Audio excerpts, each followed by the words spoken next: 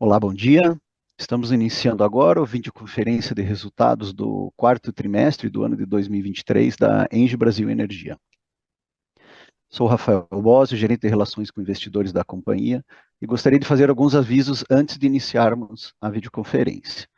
Nesse momento, as pessoas conectadas estão no modo ouvinte. Mais tarde, quando abrirmos a sessão de perguntas e respostas, os participantes poderão enviar seus questionamentos pela ferramenta de Q&A do Zoom. Cabe lembrar que essa videoconferência está sendo gravada.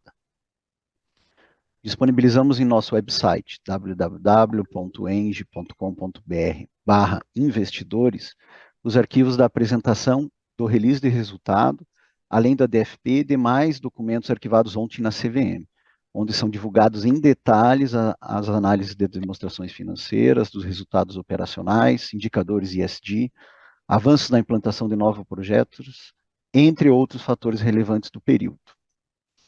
Antes de prosseguir, esclarecemos que eventuais declarações que possam ser feitas durante esta videoconferência, relativas às perspectivas dos negócios da companhia, devem ser tratadas como previsões, dependentes da conjuntura econômica do país, do desempenho da regulamentação do setor elétrico, além de outras variáveis, e, portanto, estão sujeitas a mudanças. Lembramos que os jornalistas que desejarem fazer perguntas podem fazê-las por e-mail, enviando-as à assessoria de imprensa da companhia. Para apresentar o desempenho da Engie Brasil Energia no quarto trimestre e ano de 2023, estão conosco hoje os senhores Eduardo Takamori, diretor financeiro e de relações com investidores, e Eduardo Sattamini, diretor-presidente da companhia.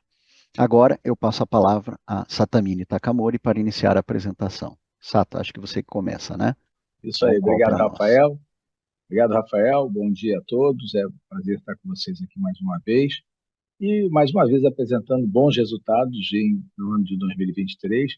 Um ano extremamente importante para nós. É o ano onde a gente efetivamente executou a transição energética dentro da companhia, descarbonizou nossos ativos.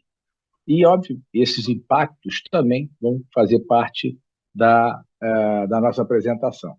O próximo slide, por favor, slide número 5. Nós vamos no slide número 5, quando a gente vem para os destaques da companhia, primeiros destaques financeiros. Então, por que a gente fala que a transição energética foi completa e ela já vem com a substituição da nossa participação dos ativos de alto índice de carbono por novos ativos?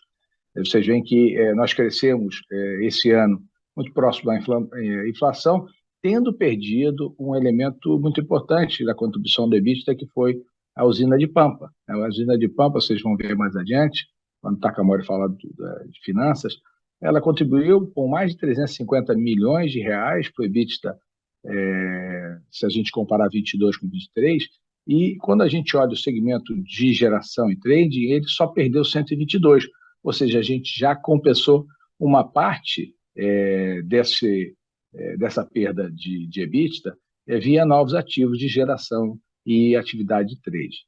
Mas também fizemos a transição para uma empresa mais diversificada nos seus negócios, e a gente teve aí a contribuição do resultado da transmissão e também da equivalência patrimonial da TAG, né, ajudando ao nosso resultado ter tido um crescimento entre 22 e 23 de 4,7%. E no aspecto do lucro líquido, no aspecto financeiro e que interessa muito aos nossos acionistas, nós tivemos um crescimento do resultado do líquido muito grande, quase 24%, muito em função da queda da inflação e, com isso, a melhoria do resultado financeiro da companhia, né, mostrando, né, que ela é uma empresa robusta, né, que tem o seu endividamento controlado e que se beneficia dos movimentos inflacionários, né? Então, isso é importante para a gente perceber. Vamos então para o próximo slide, onde a gente vai falar sobre os outros destaques da companhia, né? A companhia tornou-se, né, com a venda dos ativos a carvão, a maior geradora de energia elétrica 100% renovável do país, né? Isso é marcante para nós, esse ano de 23. Nós assinamos o contrato de compra de 5 conjuntos fotovoltaicos com capacidade de 545 megawatts AC no valor de 3,2 bilhões. Isso é o projeto que a gente chama de projeto Cruzeiro, com GIP. Estamos finalizando as questões contratuais para que a gente possa fazer o closing financeiro. Nós arrematamos o leilão de transmissão lote 5, levando adiante a nossa estratégia de diversificação e penetração e crescimento da área de transmissão dentro da companhia, e nós concluímos a emissão das debêntures no valor de 2,5 bilhões, para que a gente pudesse reembolsar os gastos de implantação feitos nos projetos que a gente está desenvolvendo. Próximo slide. Nós também fizemos a venda da alienação de 15% da participação societária que nós tínhamos na TAG, mantivemos ainda 17,5%. Como grupo, temos hoje um co-controle de TAG junto com o CDPQ, isso já era um projeto original e veio no momento em que a gente precisa dos recursos para que a gente possa investir em ativos greenfield e continuemos a nossa estratégia de diversificação e crescimento em transmissão, né? Nós também, agora na reunião do Conselho, aprovamos a distribuição de dividendos obrigatórios complementares no valor de 994,5 milhões, representando 1,22 centavos por ação, e deve ser ratificado na AGO, né? E a gente deve definir, eu não sei, Takamori já deve estar definindo a data X, né? Quando é que a gente vai definir a data X? Assim, os nossos proventos eles estão chegando a 55% de payout, o mínimo discutido com o mercado desde o follow-on em 2005, que é a prática que a gente tem da redução para que a gente possa, em momentos de grande investimento, ter recursos para fazer frente às necessidades da companhia, né? Vamos para a próxima página, que é o destaque do ESG, né? Então, a gente passou a integrar pela primeira vez o SP Global Sustainability Yearbook 2024. Apenas 12% das empresas que aplicam para esse yearbook, elas são consideradas. Assim, um feito muito importante e um reconhecimento para nossas práticas de ESG muito relevante. Outro aspecto muito importante, nós avançamos do rating B para a classificação A- no CDPQ Climate Change 2023, importantíssimo também para a nossa manutenção dentro do índice de sustentabilidade da B3, do ISE, né? Que veio, mais uma vez, com a nossa inclusão, né? Nós atingimos o 5º lugar e a melhor colocação do setor elétrico no ISE, e índice que nós estamos desde a sua criação, também ali por volta do ano de 2005. Passamos para os destaques de ESG na questão dos indicadores. Eu acho que a gente não vai passar um a um.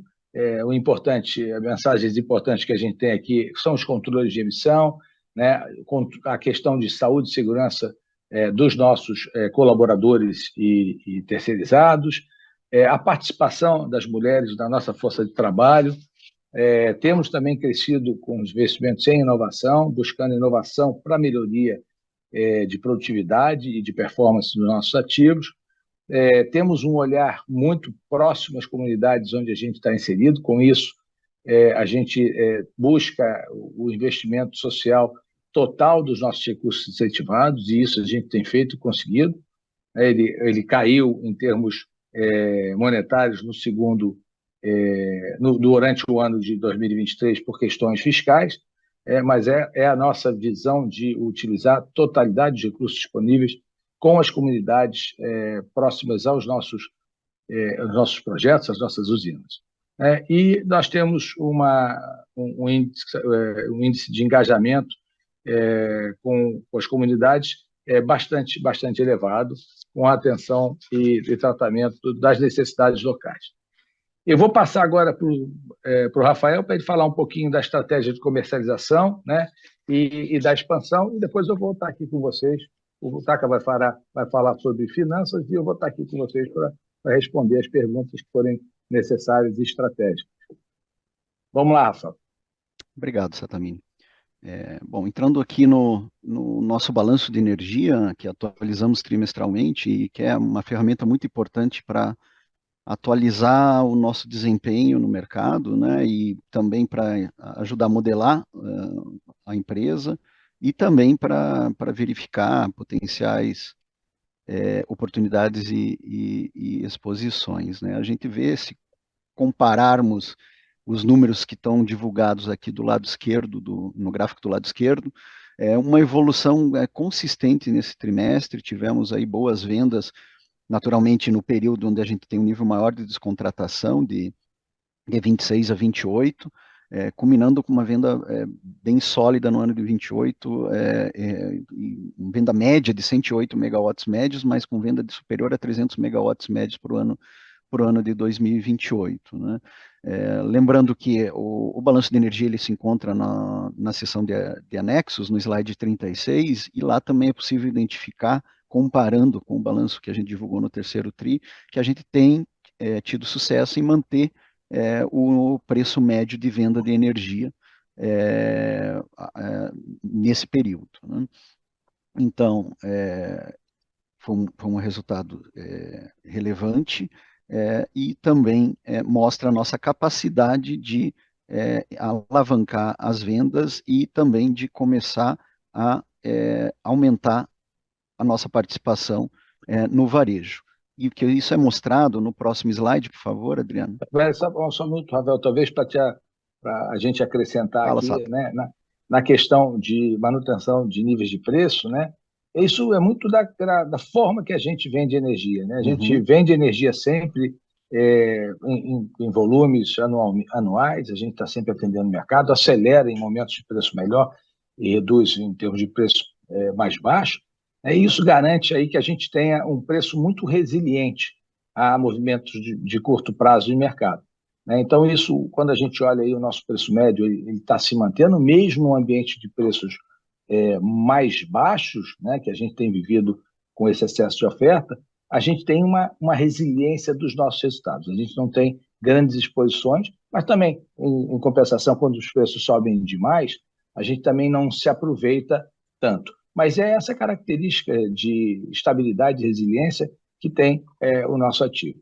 Então, isso eu acho que é uma mensagem bastante importante para os nossos investidores, né? Então, da mesma forma, né, Rafael, a gente tem uma diversificação nos setores industriais e comerciais de tal forma que a gente também não tenha uma sobreexposição a alguns dos setores que podem ter problemas de competitividade, etc., né?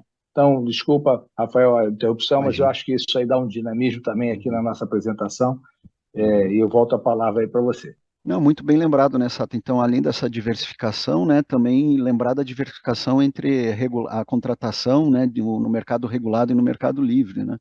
A gente tem o Takamori mostra mais à frente, né, uma boa parte da nossa receita contratada no regulado que, de novo, confere estabilidade no resultado para longo prazo, né? No slide seguinte, a gente apresenta a evolução do número de consumidores e como você disse, né, Satamini, depende do momento, em termos de volumes, a gente tem maior apetite ou menor apetite na contratação, naturalmente, a gente ficou um período com visibilidade um pouco ofuscada de longo prazo de preço de energia, com preços baixos, então diminuindo o apetite de venda. Mas apesar disso, o número de clientes, né, aqui aparece aqui a abertura do consumidor, né, para o consumidor de alta tensão começa a aparecer, a gente vê um crescimento importante no número de clientes, que saltou em média 26,7% nesses últimos 3 anos, né? Acho que agora a gente pode partir para a sessão de expansão, onde a gente atualiza vocês, né, sobre os projetos que estão em implantação. Boas notícias vindo do Conjunto Eólico Santo Agostinho. 68 dos 70 aerogeradores já estão em operação comercial ou em teste, então praticamente a gente pode dizer que o projeto está indo para finalização, quase totalmente comissionado. conforme, né, planejávamos, lembrando que esse é um projeto que está totalmente contratado aí no Mercado Livre, agregando mais 430 megas de capacidade instalada renovável aí para o nosso parque. Temos outros 2 projetos em geração, o próximo é o Conjunto Eólico Serra do Assuruá, que está em nível também, agora entrou em nível acelerado de implantação, avanço físico global de 31%, iniciando aí a montagem com a montagem das torres, da linha de transmissão, e avançando para dar início à operação no segundo semestre desse ano, tendo a operação completa, o COD completo, aí no ano de 2025. Um projeto bastante grande, mais de 840 megas de capacidade instalada, na região Nordeste, que também vem contribuir, como o Satamini disse, né, parte do nosso trabalho de substituir aquela capacidade não renovável que a gente se desfez aí nos últimos anos. Então, mais que superando o que a gente vendeu.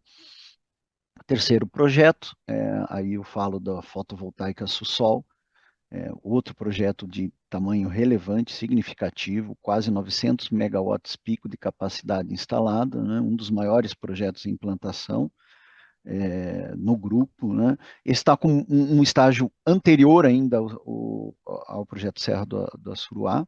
A Sussol, ele começa a entrar em operação também esse ano, mas atingindo operação total mais para o final de 2025. Então, estando 100% operacional em 2026, o que garante a ele também, assim como a Suruá, o desconto do fio. Próximo slide, por favor. E agora nós vamos entrando aqui na diversificação do nosso portfólio, né? Um projeto pequeno, Gavião Real, transmissora de energia, que é um projeto, né, contíguo, é uma extensão do projeto Novo Estado, nosso projeto que já está totalmente operacional aí desde fevereiro do ano passado.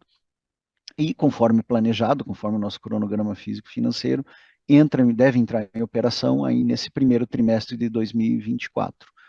Mas temos outro projeto, no próximo slide, esse sim, um projeto relevante, um projeto bem maior, Asa Branca Transmissora de Energia, como nós nominamos, que é o lote do leilão de junho de 2023, em que nós tivemos sucesso, né? Um projeto de mais de 1.000 quilômetros de linhas que vão passando pela Bahia, Minas e culminando em Sergipe, no estado do Espírito Santo, e que vai ajudar a escoar a energia renovável que está sendo produzida, que vai ser produzida no Nordeste.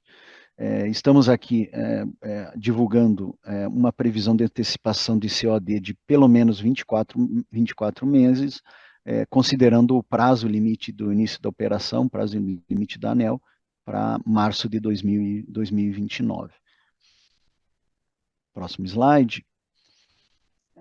Giral, aqui é o slide que nós temos aí, já historicamente, sobre Giral, que é uma oportunidade uma oportunidade de crescimento. A usina aqui, né, só lembrando, é uma usina cujo o grupo Engie possui uma participação de 40%, então essa usina ela não está no nosso portfólio ainda, mas pode vir a estar nessa também. É isso aí. A gente já apresenta desde que o nosso controlador começou a construir, né? Todos sabem que a gente teve vários problemas de atraso, de sobrecusto em função de eventos que nós tivemos no site, mas a gente hoje tem o projeto equilibrado, né? Vocês veem aqui, ele teve um fator de disponibilidade 100% em 2023, ele financeiramente está equilibrado, gerando caixa, teve a revisão da TUSH, né, depois dos 10 anos de início de operação, para níveis razoáveis, sustentáveis pelo projeto. Então, é possível que no futuro próximo a gente tenha o início das conversas com o controlador, em que pese nada aconteceu até agora, né? A gente tem aí um pipeline grande de projetos, estamos concentrados dele, mas em algum momento a gente vai se deparar com essa decisão do controlador de trazer a participação geral para dentro da RBE, através, obviamente, comitê de parques acionadas, com toda a governança que a gente criou, exatamente para ter uma decisão isenta da aquisição e da precificação desse ativo, né?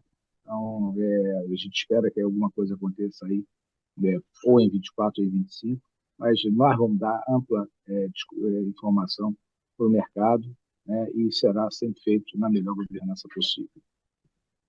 Vamos lá, Rafa. Perfeito. Próximo slide, Adriano.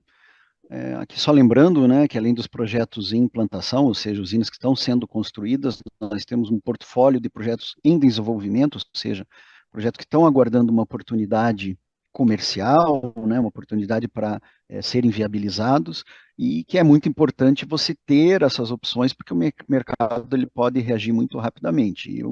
E historicamente, do início do desenvolvimento até o início de implantação, um projeto ele pode levar alguns anos, então é importante a gente manter essa carteira atualizada, com projetos já maduros, para poder capturar as oportunidades que podem aparecer repentinamente no mercado.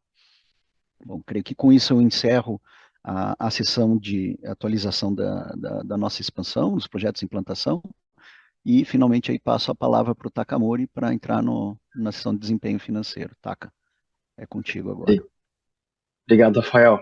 Então, chegou um grande momento aqui, desempenho financeiro, a gente está muito animado com os resultados. Antes disso, só faço aquele recap da performance financeira, mesmo com essa mutação que o Sattamini mencionou da descarbonização do nosso portfólio, que de fato contribuía muito para evitar. Vocês percebem que o nosso retorno sobre patrimônio líquido ajustado ainda está em patamar super elevado, beirando os 35%, mantendo uma média bastante superior ao mercado.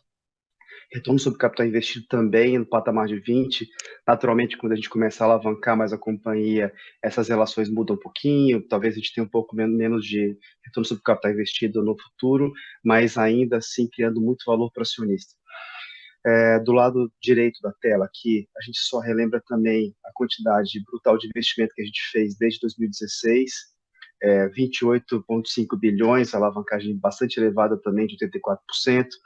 A nossa empresa era muito desalavancada, a gente se beneficiou disso, a gente usou esse nosso balanço para conseguir alavancar e distribuir 100% de dividendos até o momento que a gente conseguiu. Isso fez com que a gente tenha evoluído tanto na parte de descarbonização. Em 2016 a gente era basicamente geração, tanto de geração renovável quanto geração termoelétrica. A gente conseguiu fazer a etapa importante de descarbonização e também de diversificação de portfólio, tanto do ponto de vista de inclusão de novos projetos de transmissão, que representam, ao longo desse tempo, cerca de 8% a 10% do EBITDA ajustado. Isso varia um pouco, naturalmente, com o momento de construção, que tem margem de construção associada, e também com a participação em TAG, que a gente fez o investimento já há pouco mais de 5 anos. Então, naturalmente, como a gente fez o desinvestimento da TAG parcial, essa participação da TAG, que foi de 10%, chegou a 14%, ela vai recuar, espera-se que ela recua no próximo ano, mas ainda assim, a soma de parcela de networks, né, que é transmissão de energia elétrica e transporte de gás, ainda vai continuar representando essa faixa de 20%, que ajuda bastante na nossa estabilidade de resultado. Um outro ponto importante, só para lembrar que a gente tem uma parcela importante da nossa receita de energia também em contratos de longo prazo. Então, essa parcela de transmissão, né, tanto de transmissão quanto da TAG, ela tem contratos de mais longo prazo, transmissão mais ainda, né, um business bastante regulado e a RAP é bastante perene.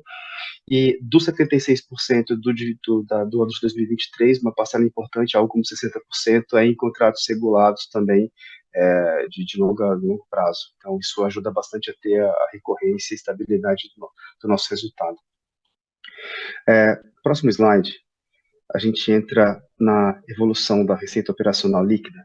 E aqui, resgato a fala novamente do Sattamini, que mostra que bem na barra central, os 3 principais drivers aqui que fizeram essa mutação da nossa receita operacional líquida de sair de 11,9 bi para 10,7 bi entre anos, são justificáveis e eram previstos. O primeiro era a saída de Pampa Sul, ela contribuía com quase 350 milhões aqui, e a gente vê que isso tem um impacto importante na nossa receita operacional líquida. Naturalmente, nos outros slides, vocês vão ver também que ela tem impacto de redução de custo, em pessoal, em custo de aquisição de combustível, mas no top line aqui, de fato, ela tem impacto importante. Outro elemento, a gente teve uma redução tanto de compras quanto de vendas de trading, e aqui nesse caso a gente teve uma redução de receita nas operações realizadas de trading em 250 milhões, ano contra ano, mas isso também é meio que netado com a menor compra. Vocês vão ver que no EBITDA o resultado de trading é bastante perene, né, controlado. E o último aqui de transmissão, que é a barra, o efeito mais relevante ano contra ano, de 570 milhões aproximadamente, é basicamente pela queda da receita de construção. Vocês sabem que a transmissão ela tem um tratamento contábil diferenciado, ela gera receita de construção, ela gera receita mesmo antes da entrada de operação comercial, e uma vez que a gente teve todos os ativos entrando em operação comercial, naturalmente você deixa de ter essa receita. Né? Então isso justifica, são os três principais elementos que justificam essa redução de aproximadamente 10% da nossa receita operacional líquida. No próximo slide, a gente faz uma ponte agora para a TAG. TAG, vale a pena mencionar que teve um resultado excepcional no ano de 2023. A gente já tinha comentado isso ao longo do ano, né? Ela teve uma série de otimizações internas, a gente conseguiu capturar esse valor, e o principal deles aqui foi o próprio financiamento, que liberou caixa dentro da companhia, aumentou a distribuição de dividendos. Então a gente teve um ano, de fato, one of a kind, né, da TAG. A gente agora espera que a TAG ela volte para uma determinada normalidade nos próximos anos. Então a gente vai ver aqui que essa contribuição para o EBITDA da TAG foi de quase R$1 bilhão, 993 milhões, ainda na nossa participação anterior de 32,5%. Vocês também viram que, bem na virada do ano, a gente assinou um contrato de venda, de reciclagem de capital com o nosso sócio. Essa nossa posição saiu de 32,5% para 17,5%. Então, até o final do ano, a gente tinha essa participação e essa contribuição de aproximadamente 1/3 do lucro líquido da TAG. E a partir desse próximo trimestre, vocês já vão ver um número já equalizado para 17,5%. E também num negócio já com nível mais estável de contribuição. Então, mas vale ressaltar que a contribuição de TAG foi muito importante para o nosso resultado nesse ano. No próximo slide, a gente passa para a evolução do EBITDA, e aqui é um gráfico com muitas colunas, mas bastante fácil de compreender. As barras externas são de EBITDA cru, então a gente teve uma evolução muito importante, de 6,8 bi para 7,3 bi. Tirando os efeitos não recorrentes, a gente tem um ajuste ali de 151 milhões do que deixou de acontecer em 22, né, que não é recorrente, e um evento muito pequeno agora em 2023. Então, quando você entra no EBITDA ajustado, a gente teve um aumento de 4,7%, acima da inflação. E se a gente faz agora as exclusões de IFRS, e daí vale um disclaimer aqui, a gente fez a partir desse ano aqui, a gente, para também atender vocês que analisam nossas informações financeiras, a gente tomou a decisão de colocar para dentro desse ajuste aqui também os efeitos das cotistas, da geração cotista. Antigamente a gente fazia o ajuste só pelos efeitos contábeis da transmissão e ainda ficavam elementos não cash para dentro do EBITDA ajustado. Então dessa vez a gente aproveitou também para colocar esse ajuste para ficar mais fácil de vocês verem um pouco mais o efeito operacional aqui que vocês costumam observar. Então, se a gente tira todos esses ajustes de IFRS, a gente tem uma performance de crescimento de 6,4% ano contra ano, saindo de 6,6 bilhões para 7 bilhões, quase redondo, aqui 7,028. E aqui a gente tem os efeitos, vou passar por alguns deles aqui, os principais são a redução da compra para portfólio, Isso aqui é natural que aconteça, né, nesse ano de um pouco mais de preços mais deprimidos, a gente tem menos interesse tanto em comprar energia quanto vender energia de terceiros, porque isso cria menos valor do que anos anteriores. Aqui tem um efeito importante no ano, que foi a repactação do risco hidrológico. Aqui, vocês devem ter percebido que no segundo trimestre de 23, a gente havia reconhecido um valor mais elevado, de 239 milhões, era uma estimativa que a gente tinha sobre o reconhecimento do excludente da usina de Estreito, só que os princípios contábeis, né, o tratamento contábil evoluiu ao longo do ano, a gente teve uma série de interações com os auditores, e a gente percebeu que era necessário fazer uma revisão. A gente então reconheceu uma reversão de 124 milhões no final do ano, sendo que o valor líquido agora do ano passa a ser 115 milhões. Mas mostra também que teve um valor importante nessa extensão de concessão. Isso cria valor para a companhia e para os seus acionistas. E aqui, indo mais para o final, para as barras finais ali, mostra também o 348 milhões aqui, que é uma das barras mais importantes aqui, os efeitos mais importantes ano contra ano, que é a redução, o efeito da saída de Pampa Sul do nosso portfólio. A transmissão, como a gente já falou, aqui, de fato, transmissão sem os efeitos do tratamento contábil, que então expurga a margem de construção e todos os outros ajustes de IFRS, e daí sim você consegue observar aumento do EBITDA em função da RAP. Né? Então, a gente está com todos os ativos, todas as linhas de transmissão e subestações de gralha azul e Novo Estado já operacionais, e isso faz com que a gente tenha um aumento de EBITDA em 265 milhões ano contra ano. E, por fim, equivalência patrimonial de TAG contribuiu adicionalmente em 266 milhões comparativo ao ano anterior. Resultado muito importante da TAG. A gente já imaginava que isso não seria recorrente, né? 2024 seria naturalmente um ano menor, mas ainda assim 2023 foi um ano fantástico para a contribuição da TAG. Ela teve, de fato, um retorno muito importante para a gente aqui. Próximo slide, evolução do lucro líquido. Aqui, o Sattamini já fez uma abertura e já mencionou que o principal impacto aqui foi resultado financeiro. Nosso resultado financeiro tem um impacto, ele sente muito a variação no IPCA, porque cerca de 80% da nossa dívida está vinculada ao IPCA. Então, como a gente teve um IPCA muito mais baixo em 23 do que em 22, você já tem uma variação importante ano contra ano aqui.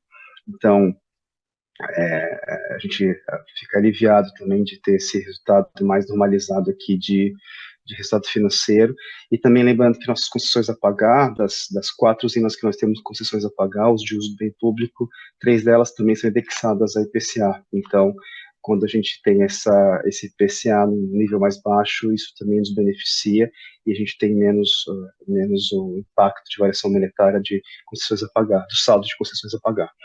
Aqui a gente traz o EBITDA ajustado, o efeito do EBITDA ajustado de 329 milhões, que estava no slide anterior, para dentro desse slide aqui. Naturalmente, com a saída de Pampa Sul, você tem uma menor depreciação e amortização, a tua base de ativos reduz, então você tem um valor melhor, né, menos depreciação e amortização ano contra ano. E, por fim, como a gente tem um resultado muito superior, também a gente paga mais imposto, né? Essa é a parte ruim de ter um resultado tão bom assim. Pagamos quase 300 milhões a mais de imposto ano contra ano. E daí eu destaco que, independentemente do recorte aqui, se é o lucro líquido ou lucro líquido ajustado, a gente teve um resultado fantástico, né? Seja 28, quase 29% do lucro líquido, em aumento do lucro líquido, seja 24% quando a gente faz os ajustes aqui, os ajustes não recorrentes. Então foi um ano realmente muito, muito bom, um ano fantástico do ponto de vista financeiro também. Próximo slide. A gente resgata aqui o endividamento. O nosso endividamento continua super equilibrado, nosso patamar continua em cerca de 2 vezes dívida líquida EBITDA. Naturalmente, nossa dívida aumentou, porque, como vocês sabem, a gente fez uma emissão de debêntures no final do ano passado para antecipar a nossa necessidade de caixa para esse ano. A gente tem uma série de investimentos que a gente, na sequência, vai passar aqui, Mas então a gente aumentou o nosso saldo de dívida aqui de 18 bilhões para quase 21 bilhões no final de 23. Mas, nesse momento, a gente não usou esses recursos ainda da dívida que a gente tomou. Nosso caixa aumentou de forma significativa também e manteve essa dívida líquida no patamar de 15 bilhões.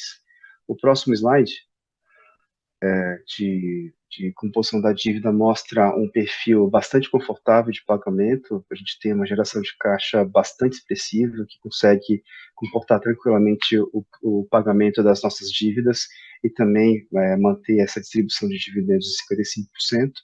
Então, é um perfil bastante confortável aqui, e resgatando apenas que, como eu tinha mencionado, cerca de 80% da nossa dívida está indexada em IPCA, um pouco menos, 17% em CDI e uma parte remanescente aqui, 5% em TJLP, fruto dos contratos antigos do BNDES. E vale ressaltar também que o nosso custo nominal da dívida de cerca de 10% é um pouco abaixo, inclusive, que a NTNB para a mesma duration aqui, está em 5, IPCA mais 5,3, né? Então, é um custo de dívida muito eficiente para a gente aqui também, que permite esse aumento do nosso ROI também. Próximo slide. A gente tem um plano de investimentos, e aí consolida tudo que o Rafael mencionou nos slides anteriores. A gente tem aqui 9,6 bi, certo, Rafa? E aqui eu só estou tentando resgatar a informação. Desses 9,6 bi, naturalmente aquela barra cinza depende do closing da Atlas, então uma operação que está em vias de ser concluída, né? O nosso signing foi ainda ao longo do final do ano passado, no Q4. Falta ainda uma CP, mas a gente está bastante esperançoso que essa operação feche ainda nas próximas semanas, ainda dentro do Q1 de 24. Então, desse 9,6 bi, cerca de 2,3 bi são do equity de Cruzeiro, e é o grande ano de Serra da Suruá. Serra da Suruá, ela começa a entrar em operação no final desse ano já, e é o ano o ano que mais exige CAPEX, no montante de cerca de 3,8 bi. Então, uma parte expressiva dessa nosso compromisso financeiro aqui vai para a Serra da Suruá. A Sussol também, ela começa a exigir já, a curva de desembolso, ela chega a bater mais ou menos 2,1 bilhões para esse ano de 24, e os demais são a finalização de Santo Agostinho, manutenção, e o começo de Asa Branca. Asa Branca ainda está no momento que ela não requer ainda um CAPEX muito grande, mas já deve também ser cerca de meio bilhão para esse ano. Então, quando a gente soma todos os nossos compromissos já assumidos de investimento, isso totaliza 14 bilhões, muito concentrado nesse ano. Então, esse ano aqui vai ser o nosso grande ano de investimentos. Então, conecta com o que a gente vai falar no próximo slide aqui, que é o de distribuição de dividendos. Naturalmente, a gente se esforça para maximizar a distribuição de dividendos, manter um payout mais alto possível. Na maioria dos anos foi do patamar de 100%, mas é também esperado que nesses momentos de maior investimento a gente faça uma redução, mantendo nesse nível saudável de 55% de payout, mas esperado e natural que a gente tenha essa disciplina financeira aqui para manter a estrutura de capital adequada para fazer frente aos investimentos que a gente tem. Rafa, com isso a gente encerra a parte mais expositiva do nosso call, passando para o Q&A. Perfeito, isso mesmo. Obrigado. Estou com algumas perguntas aqui, obrigado a quem as enviou. Começar com perguntas da área comercial, Satamini e Taka. A primeira pergunta, na verdade, tenho duas perguntas relacionadas, dá para tentar fazer um combo aqui.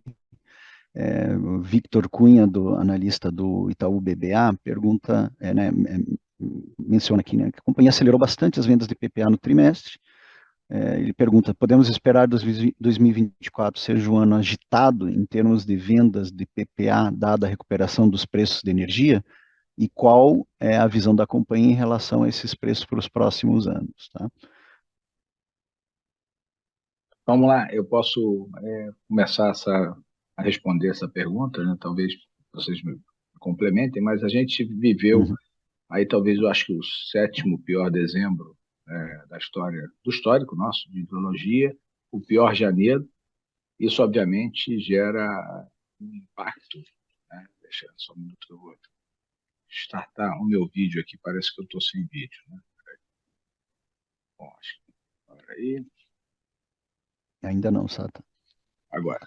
Deu. Bom, com isso a gente teve, obviamente, um impacto de preços, né? Aqueles agentes que estão em posições a descoberto foram procurar compras, a gente sabe que o mercado demora um certo tempo para reagir e os preços subiram, né? Então a gente tem aí um cenário de preços, né, impulsionados por essa questão ideológica, também por uma questão de uma demanda mais forte do que é esperada. Então, isso sim deve ser uma tônica deste ano. A gente já está acabando o período úmido, sem o período úmido ser muito fraco, aliás, na verdade, muito fraco o período úmido, e a gente vai começar, apesar de níveis de regulatórios confortáveis, a gente já começa, então, o período seco. Então, fica a grande expectativa de como é que o período úmido já no final do ano vai se comportar e como é que isso pode refletir nos preços dos anos futuros. É uma característica do nosso sistema, né? Sistema com muita geração hidrelétrica, e isso vai estar aí, já está refletindo no preço. Então, acho que vai ser um ano sim, animado, né? Com boas janelas de oportunidade de venda, mas, obviamente, o preço de longo prazo, que já foram afetados, né, por esses eventos, ele vai depender bastante aí do comportamento da ideologia e do consumo nos próximos anos. Quer Obrigado. completar, Taka? Então, vamos lá. Então, uma pergunta, né, do João Vitor Fagundes, analista do Bradesco BBI, relacionada, né, à comercialização. Ele questiona se esse volume de vendas, e a gente tem, como eu comentei, né, um volume mais expressivo ali em 2028, ele está associado à abertura do mercado livre para os clientes menores ou mais relacionado à rolagem de contratos com clientes existentes, Sata e Takamori? Assim, está mais relacionada com exatamente o momento de preços. Na hora que os Uhum, preços melhoram, a gente aproveita as janelas de preço e contrata, né? Não, na verdade, não é essa abertura de mercado. A abertura de mercado vem com algum volume, mas muito pequeno. São uhum, muitos e muitos e muitos clientes bem pequenos. Eles fazem ainda pouca diferença no volume total, né? A gente entende que esse mercado vai aumentar, esse mercado vai se tornar mais relevante, mas a gente continua tendo os principais drivers de vendas em cima dos clientes corporativos de grande porte, né? perfeito. Obrigado, Satamini. Mais uma pergunta do Vitor Cunha, do Itaú BBA, mudando um pouco de assunto agora, perguntando se a gente tem alguma novidade sobre o leilão de reserva de capacidade. Ele comenta, né, que a consulta pública, se há possibilidade da consulta pública ainda ser aberta no primeiro trimestre, e se a gente pretende participar desse leilão com Jaguara e Salto Santiago. Pretende participar, mas exatamente precisa conter essa possibilidade dentro do edital do leilão. Eu acho que ele, obviamente, não vai acontecer na data que era prevista, que era em abril, sei lá, desse ano. Eu acho que ele vai escorregar um pouco, né?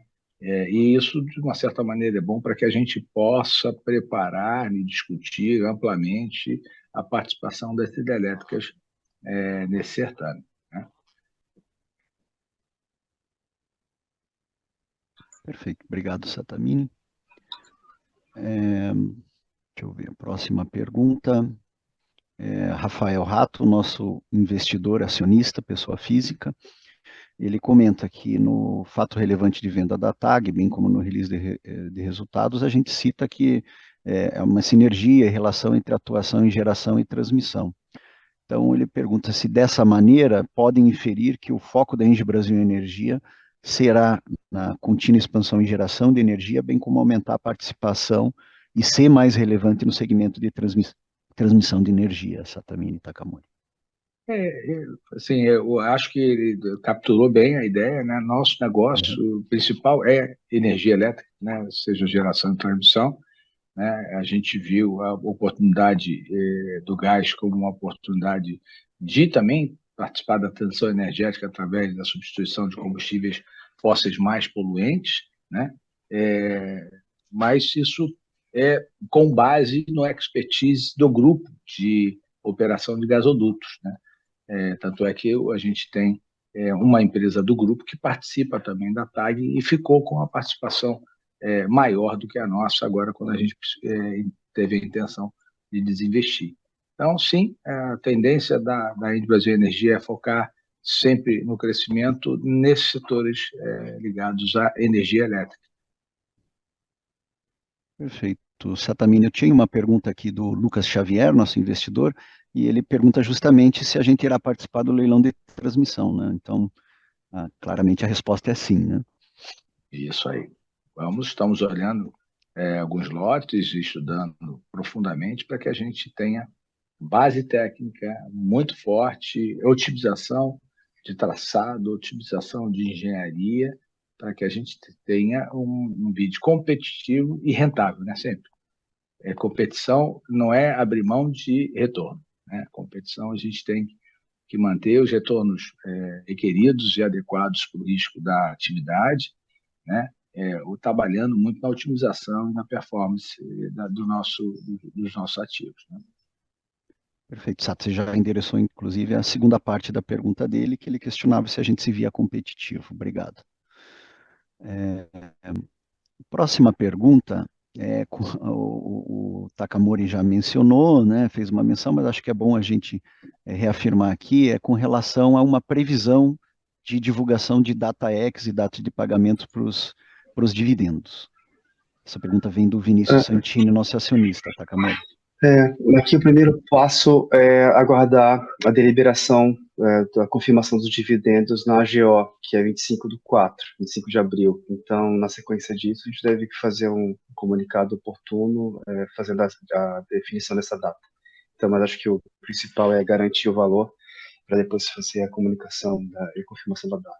Mas deve vir logo depois de 25 de abril. Tá, obrigado, Takamori. Uma nova pergunta aqui que surgiu do Daniel Travitsky, do Safra. Na verdade, são duas perguntas em uma, né? Sobre a venda de participação na TAG, ele pergunta se pode esperar a venda restante no curto prazo e como a aquisição da participação de geral entra no escopo dessa rotação de ativos.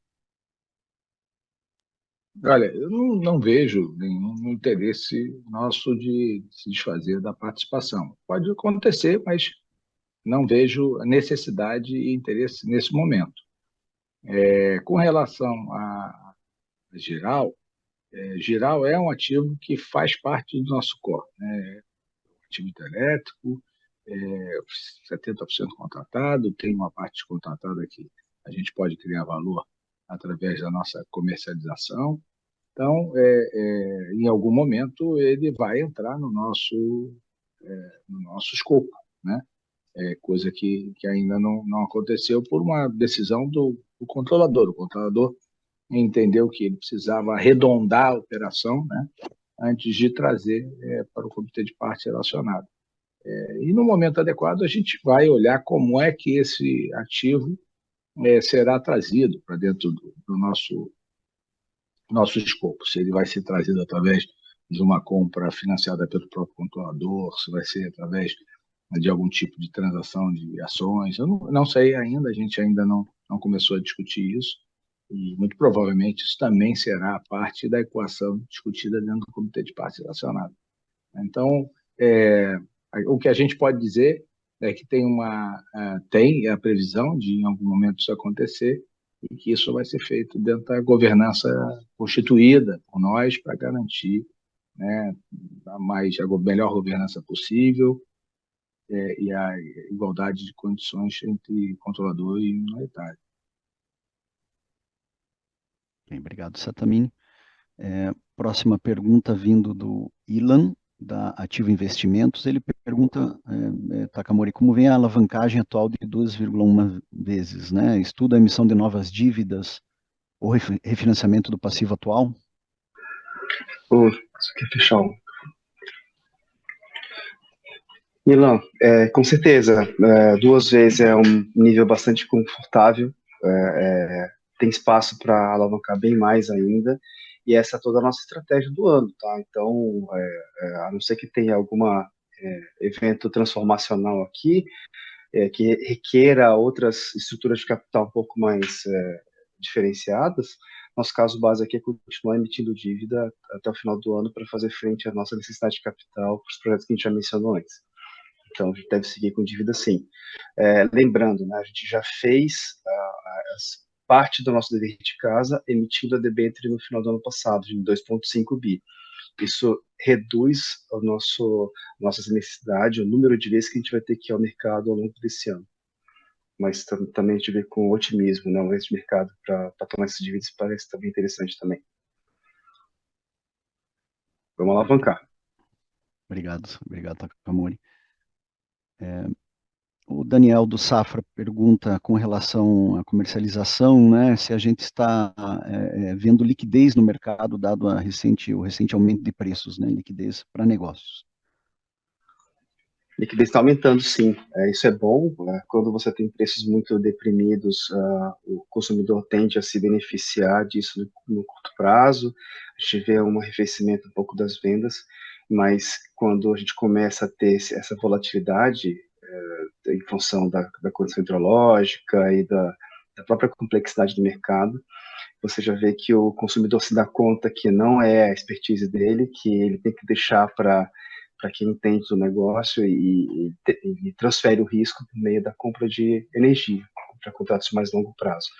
Então, a gente viu, sim, essa maior liquidez e essa maior interesse dos consumidores em fechar as posições de uma forma mais consistente. A gente está vendo esse movimento, sim, e naturalmente está se posicionando e vendendo energia do nosso portfólio. Obrigado, Takamori. Então, uma pergunta aqui do João Pimentel, analista do BTG Pactual, específica sobre a TAG, acho que vou procurar responder por aqui. Ele pergunta, né, se a gente poderia explicar o motivo da queda de receita na TAG no quarto trimestre e mais detalhes sobre a provisão de devolução das penalidades que impactou o EBITDA. A resposta para a primeira parte da pergunta é justamente a segunda parte da pergunta, né? A queda de receita, João, é justamente a devolução, né, dessas penalidades que foram cobradas, né, e foram provisionadas. E elas vão ser devolvidas no decorrer dos anos de 2024 e 2025. E só lembrando, né, esse pacto foi maior porque são todas as penalidades de 2022 e 2023 impactaram somente o quarto trimestre, tá? No quarto trimestre de 23, naturalmente. Estamos indo para o final das perguntas. Satamini Takamori, o Vinícius Santini, nosso acionista, pergunta se a gente tem alguma novidade sobre projetos de hidrogênio verde.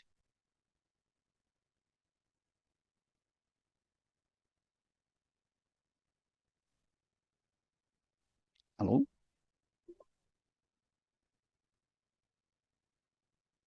Sata, você está no mudo, Sata. Tá. Vamos lá, então vamos lá. Nós temos procurado, sim, alguns desenvolvimentos de hidrogênio verde. É uma indústria muito inicial, no seu estágio inicial. A gente ainda não tem uma regulamentação que venha estimular essa atividade. A gente tem buscado discutir isso no Congresso, nas associações, de como a gente pode fazer com que essa indústria saia do papel e inicie a sua operação. Ela é super positiva também para a geração, porque ela é uma grande consumidora de energia, ela é eletrointensiva, mas a gente ainda precisa de um arcabouço regulatório que venha a facilitar os negócios. Então, esse eu acho que a principal barreira para o desenvolvimento do hidrogênio verde, né? Mas a gente tem trabalhado, sim, em alguns projetos industriais, né, que podem vir a ser economicamente viáveis, desde que a gente tenha a valorização da redução do carbono, né? Senão, o custo de carbono possa ser um elemento que venha a viabilizar a criação dessa indústria. Então, são coisas que estão andando de forma lenta, né? Mas nós estamos discutindo e é possível que a gente tenha alguma evolução aí durante esse ano de 24. Né? Estamos trabalhando para isso. Perfeito, obrigado, Sattamini. Próxima pergunta vem do Antônio Araújo, nosso acionista. Ele pergunta se temos interesse na parte da CEMIG na Taesa, caso a ISA não exerça a preferência. Não sei se a gente pode responder isso, Sata. Não está no nosso radar, Uhum. não sei, não estamos olhando. Não posso comentar. Não temos um posicionamento. Não tem posicionamento hoje, não posso comentar, porque não estamos participando do processo. Perfeito. Se há um processo. Perfeito. Uma última pergunta, Matheus Caetano, nosso acionista, em relação às perspectivas para o setor, como a companhia vê a viabilidade dos leilões de energia nova, quando comparado com a atual relação oferta e demanda no sistema nacional como um todo? Né? Leilão de energia nova. Acho que não. Eu acho difícil que não tem demanda, né? Não vai ter demanda para isso. Como não tem demanda, o leilão não deve sair. Acaba não acontecendo. A gente tem um excesso de oferta, inclusive das próprias distribuidoras, que estão perdendo muitos clientes para o Mercado Livre. Então, a probabilidade é que você, inclusive, tenha uma exposição involuntária muito grande das distribuidoras e afetando aí, inclusive, tarifa de energia dos consumidores que continuarem cativos. Né? Essa é a espiral da morte aí, né? Que o cara sai para o Mercado Livre, deixa as contas para quem fica, a conta fica cada vez mais cara e mais estímulo para o cara sair para o Mercado Livre, deixa a conta para os outros. Né? Essa é a espiral da morte, é a loucura que a gente está vivendo e isso tem sido amplamente estimulado pelo crescimento da geração distribuída. Né? Então, tem sido uma mensagem dada por nós, né? O governo precisa parar, olhar, porque assim o consumidor, o mais pobre, o que tem menos recursos, vai acabar pagando para aqueles mais ricos e mais espertos. Né? Então, essa é a mensagem que a gente passa para todo mundo, dentro do Congresso, dentro do governo, né? Tem tido dificuldade de que as ações sejam tomadas. Espero que em breve caia a ficha e o governo comece a fazer alguma coisa, porque isso é importantíssimo para a saúde do setor. Né? Ótimo, Sata. Então, agora, sim, definitivamente indo para a última pergunta e para não deixar nenhuma aberta e também deve ser muito em linha com a antepenúltima resposta que você deu, Sata. O Bruno pergunta se há interesse nos ativos da ES Brasil.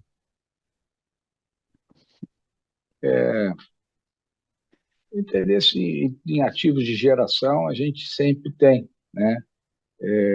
A gente olha, a gente participa do processo e em algum momento a gente pode ser que isso se concretize, né? Então, não estou dizendo que a gente vai entrar, não vai entrar, vai fazer ou não fazer, mas é ativo de geração, é ativo de transmissão, tem bom retorno, faz sentido, agrega para o nosso portfólio, a gente olha. A ES é um ativo interessante, né? Não tenha dúvida. Né? São boas usinas no Sudeste brasileiro, bem posicionadas. Eu acho que pode ser que dentro desse processo a gente tenha algum interesse. Perfeito, Sattamini Takamori, não temos mais perguntas. Com isso, eu devolvo a palavra para as considerações finais. Vamos lá, pessoal. Mais uma vez, muito obrigado. Grandes expectativas aí para 2024, para que a gente evolua no ambiente regulatório, no ambiente de negócio do setor elétrico. Como vocês sabem, a gente navega muito bem em todo tipo de mar, seja mar revolto, seja mar tranquilo. nós temos uma tripulação da melhor qualidade e a gente conta com o apoio dos nossos investidores, e essa interação com vocês é muito positiva para nós. Mais uma vez, muito obrigado e bom dia para vocês.